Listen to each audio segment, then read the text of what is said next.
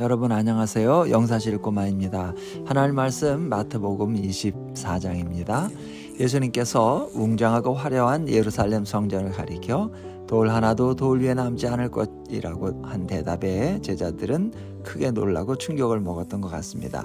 감람산에 갔을 때 제자들은 조심스럽게 예수님께 와서 묻습니다. 선생님, 저 웅장하고 화려한 예루살렘 성전이 돌 하나도 돌 위에 남지 않고 무너진다니 도대체 그런 일이 언제 일어나겠습니까? 그리고 세상 끝에는 무슨 징조가 있겠습니까? 라고 묻습니다.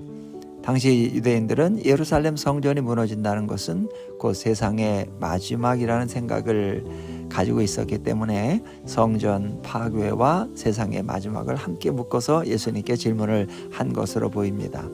예수님은 물론 예루살렘 성전이 무너질 때와 세상의 마지막 때에는 다른 것이라는 것을 아셨지만은 제자들의 질문에 맞추어 성전이 무너질 때와 마지막 때 임할 징조를 함께 설명해 주셨습니다. 예수님께서는 이런 설명을 통해서 모든 시대, 모든 그리스도인이 늘 마음에 품어야 할 자세를 가르쳐 주신 것이지요.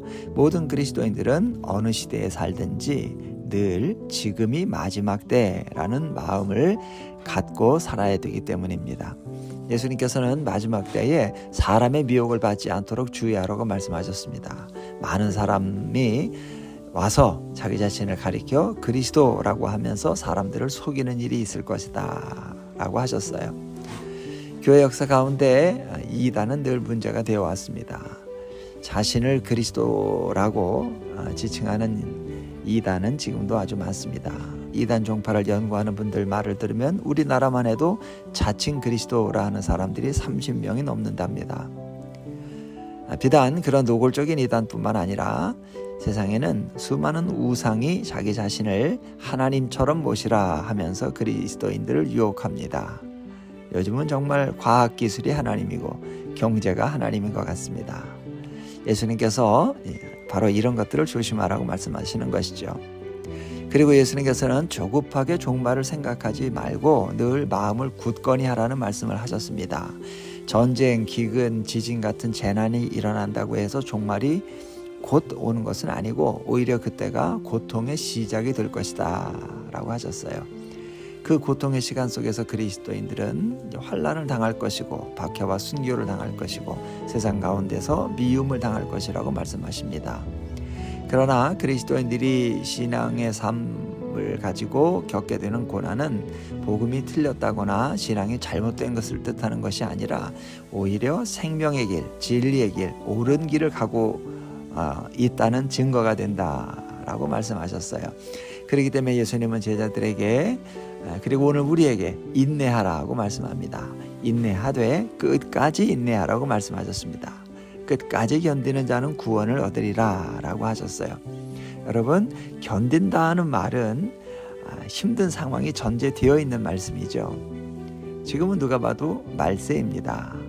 오늘 당장 예수님이 오신다고 해도 하나도 이상할 것이 없는 시대입니다. 이 마지막 시대의 믿음의 사람들이 취해야 할 태도는 어려움을 당하지 않을 요행수를 바라는 것이 아니라 각오를 하는 겁니다.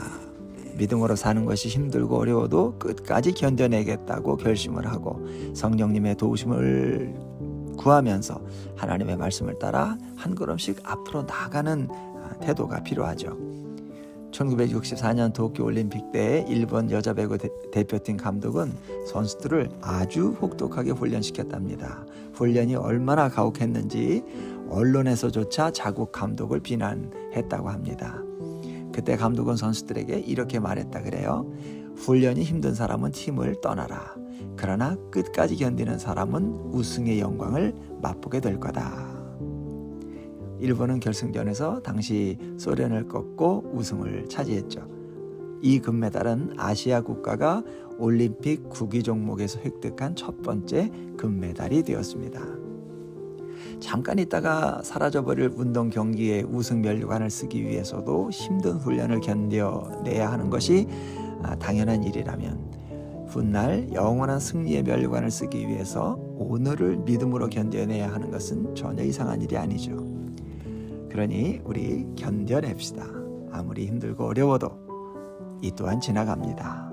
잠시 후면 오실 이가 오시리니 지체하지 않으신다 했습니다. 믿음으로 죄악과 시련을 견뎌내며 사는 사람들이 되었으면 좋겠습니다. 우리가 그렇게 믿음으로 고난을 이겨내면서 소망 가운데 살 때 하나님 나라는 온 세상에 전파됩니다. 그리고 그렇게 온 세상에 복음이 전파되었을 때 예수님께서 다시 이 땅에 오실 것이라고 말씀하셨습니다.